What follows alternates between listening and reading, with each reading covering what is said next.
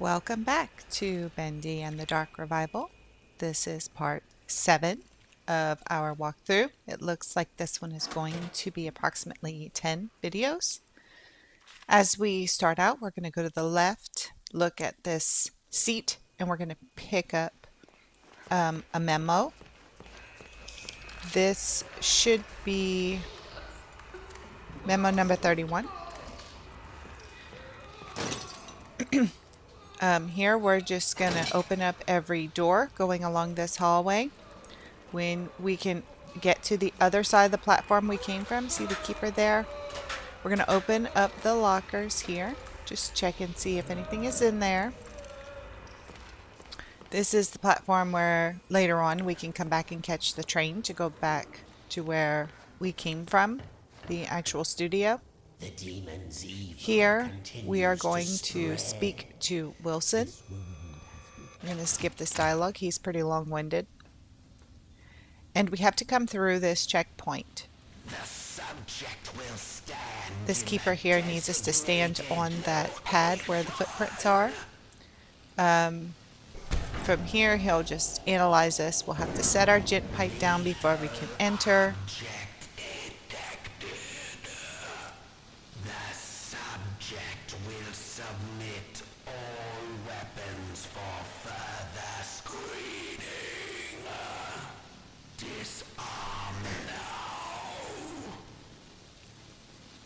You can see the prompt there for where to place your gent pipe. Once we do that, we can step back onto the little pad there, and we'll get analyzed again. The subject is cleared for entry.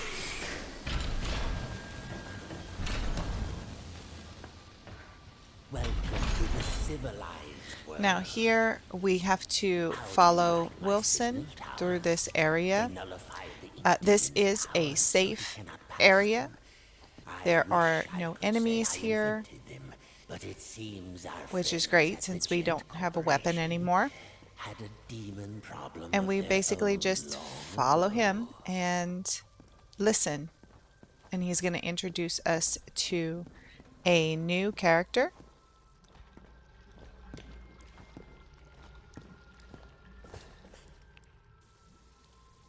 Here we're going to talk to Wilson again. We're going to just skip his dialogue. And now we are with Betty. Betty is probably the sweetest and most genuine character in the entire game. Maybe, besides Tom Boris, but he doesn't say anything. He's just adorable. Anyway, we're going to follow Betty. She's going to talk to us while we follow along. Once you enter the door she opens for us, we're going to get to an intersection, a four-way intersection. We want to turn to the right. This is going to lead us to our bedroom, and we will have to be passing through here a couple of times later on. The very first doors that we pass on the left side is the library. We'll be coming back there very shortly. You apart limb from limb if Wilson isn't with you. So, mind your distance and you'll be just fine. Once we get to the next intersection, we're going to go left. And there's only 2 doors here. One of these is going to be our bedroom. Especially one I can actually talk to. Almost everyone here either can't speak or they're completely mad.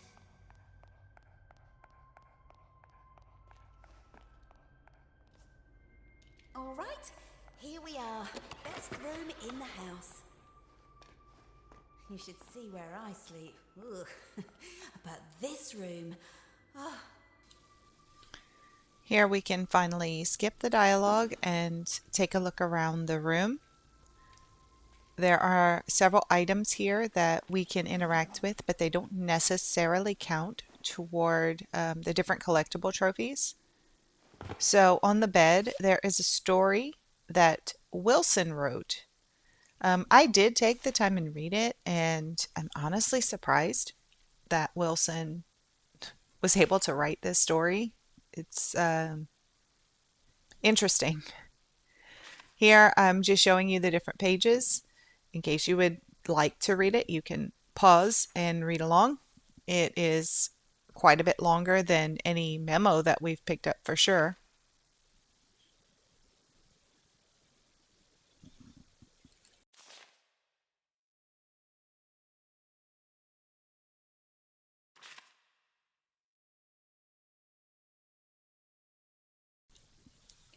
Once we have completed this story, we can hop off of the bed, and there is a record player in the corner we can interact with.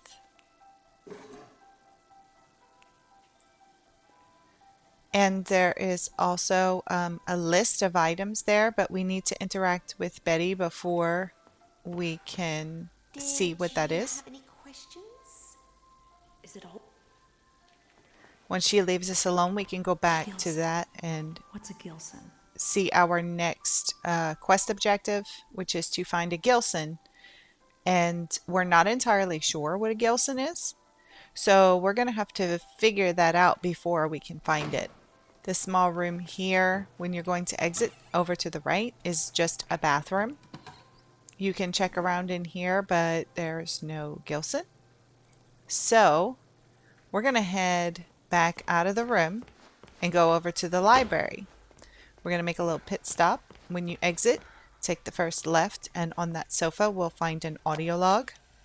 From here, turn around, past the intersection to the bedroom, and then up here on the right is the library. Maybe we can find out what a Gilson is here. So we'll pick up these books, see if they help us at all This in doesn't help at all. what it is that we're looking for. You can check everything in this room if you like, but really we just need to figure out what it is that we need for it's a sleeping draft that we're supposed to drink, and we need a Gilson for it. We just don't know what it is. Does the world deserve such a gift? For now, So I'm looking for a fish. There's gotta be one here somewhere. So now that we know that a Gilson is a fish, we're going to continue on to the first intersection we came from and go straight. And here we can go into the conservatory where we find a fish tank. But I think we all know that just grabbing a fish out of a tank isn't exactly easy. So what we are going to do is push the piano closer to the tank and play a little tune that will hopefully lull the fish to sleep so that we can catch him.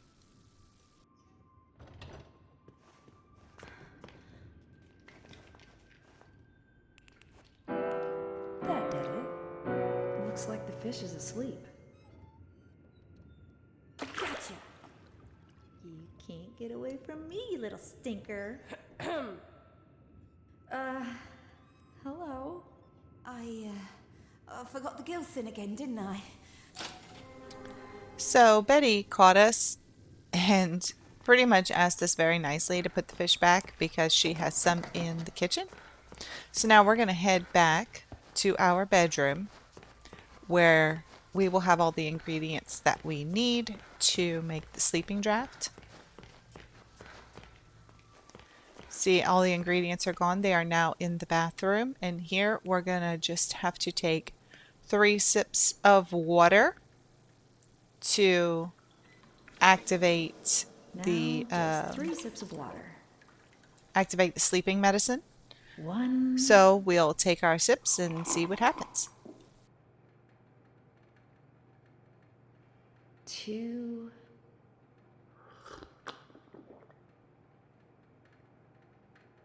3.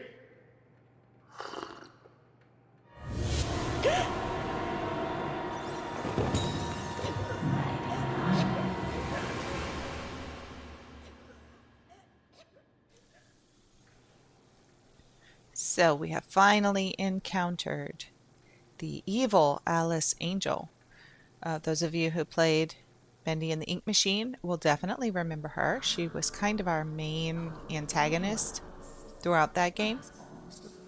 And here she has a small puzzle that we're going to have to figure out if we want to escape. In order to do that, we're going to have to talk to each of these lost ones that are sitting at this table.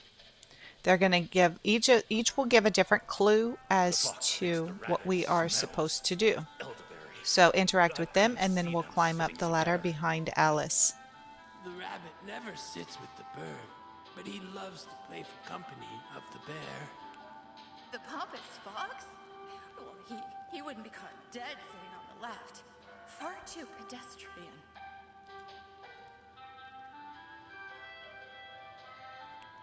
My friend the bear always sits next to the bird. After all, they went to school together. The fox has always hated the bear. They never sit next to each other. The bird won't have anything to do with the rabbit, but I hear he likes to... So with all of our clues gathered, we're going to go up the ladder, and there is a console that we can interact with. The correct input is going to be from left to right: rabbit, bear, bird, fox. So input those into your console. Then we're going to go back down the ladder and sit down in our chair and wait for Alice to press a switch, and we'll see what happens.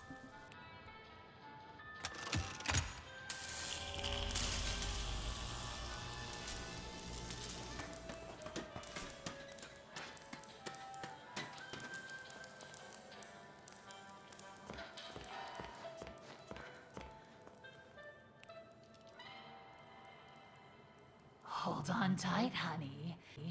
Here it comes. So now, 2, when Alice presses her switch, 1. it will not be the outcome that she desired, and we get the Socialite trophy, which you can earn for getting the puzzle correct on your first try. Obviously, she wanted us to be the ones executed, but instead we tricked her. So when you get up from the chair, you can go left. There's a locker there. There's a battery refill on the wall. And there's really nowhere else to go. And unfortunately, we can't eat the food on this table. So we're going to exit to the door behind the chair we were sitting in. There is an alcove area on the right. And over here, we have some vending machines, and we can collect a gent pipe, which fortunately is upgraded exactly the way that our previous one was upgraded. A few enemies will spawn here. I'm going to go ahead and let myself get respawned from the inkwell. This is in the same area, but on a balcony right above. So as we can see right there, that machine is on, which is going to prevent us from using flow. So we need to find a way to turn it off. Our gent pipe should do it no problem.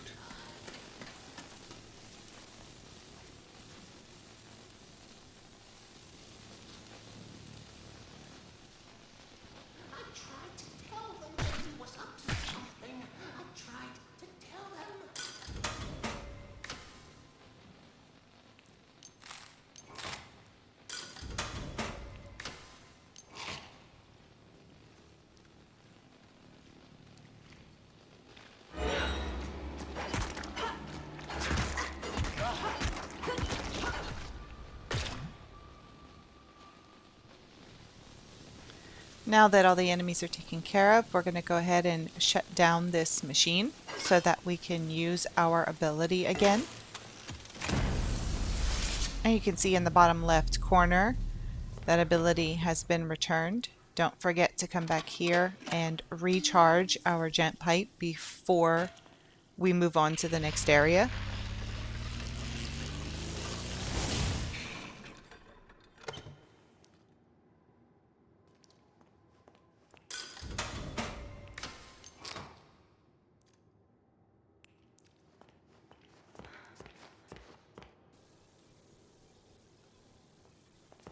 Okay, now we're going to go up the ladder, and if you noticed before when we respawned out of the inkwell, there is a balcony across from us that now we can flow to exit this room.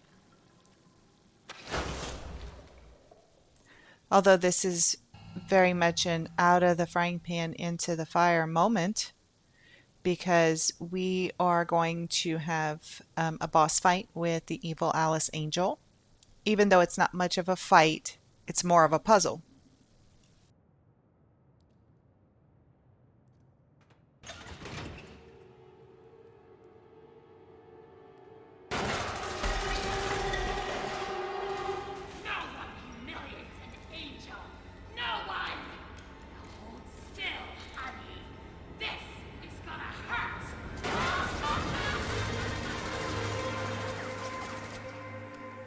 So from where we gain control again from the cutscene, we are going to go, if you're facing Alice, we're going to go to the left, hide behind this pillar, and we want to flow to behind the next pillar so that she cannot attack us with her Tommy gun.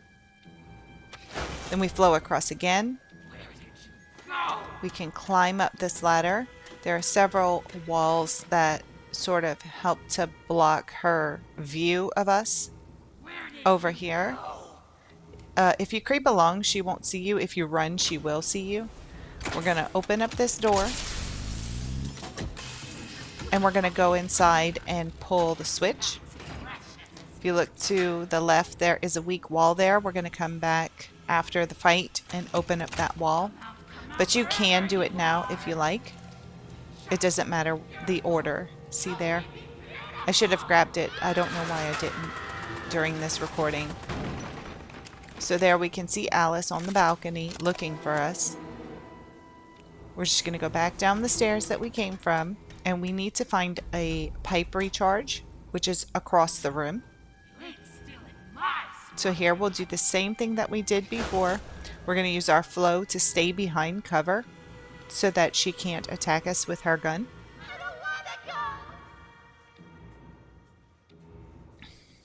Over here, you can break the padlock, which it just gives us a little bit more ease of access when walking around.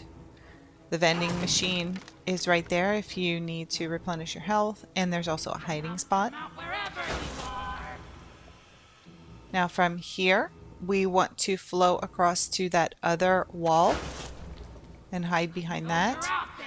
These boxes here fell down when we pulled the lever in the other room, but we can't continue on until we recharge. So across here we break that padlock, and there is a jet recharge station in this small room.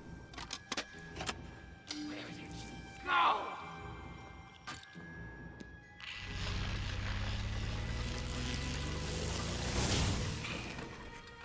Where did you go?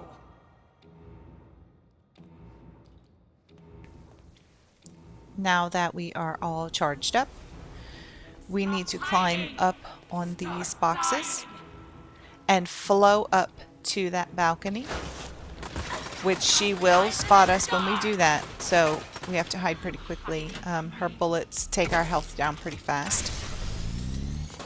Open up this door with the charged up pipe, and there will be another lever to pull, which will bring down another set of boxes on the opposite side, and it will also open up that door on the camera. There's a coffee machine. If you saw the yellow light when we walked out the room directly ahead, there was a yellow light. It's a coffee machine if you need it. So we go back down, flow across where she can't see us, and we're going to have to climb up on these boxes as well to get to the balcony up there. I think I'm just going to replenish my health right now.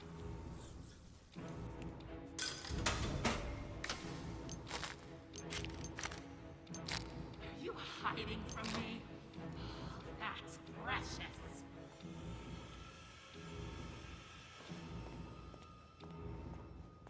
Come out wherever you are.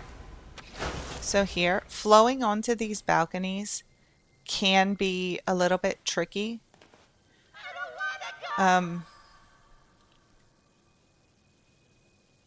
Basically, it's going to take a little bit of trial and error to figure out where is the correct area to point your cursor to when flowing.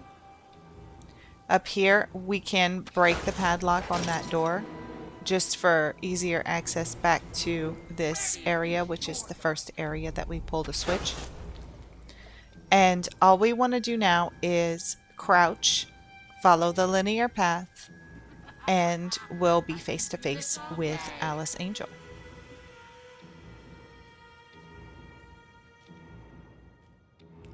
Stop hiding! Stop dying! How dare you touch me!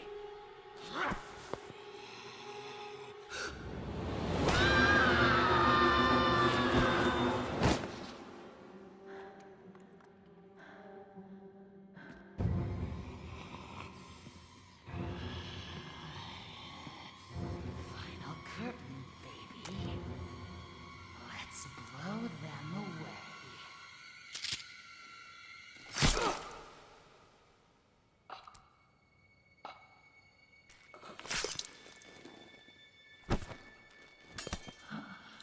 My face.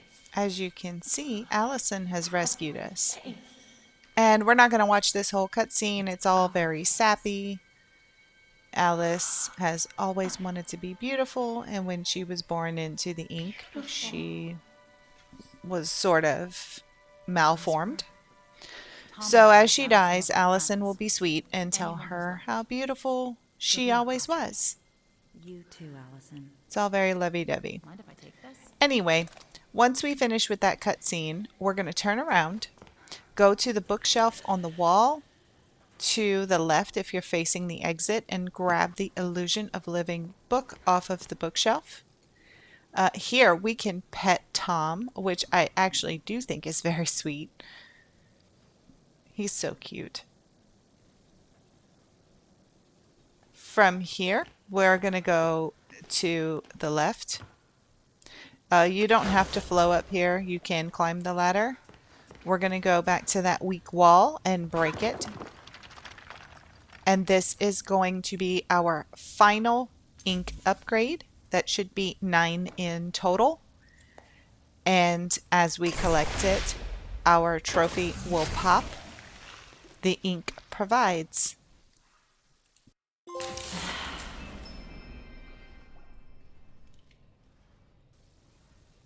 As soon as we collect this final ink upgrade, we're going to now exit this area, go back to where Allison and Tom are standing in front of the exit, and we're going to follow that hallway along. Oh, well, I think first I'm going to recharge my gent pipe.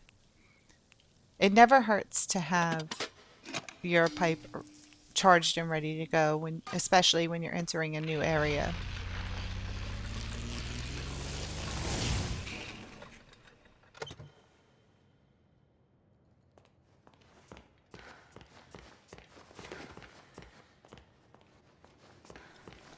Now, as we exit this way,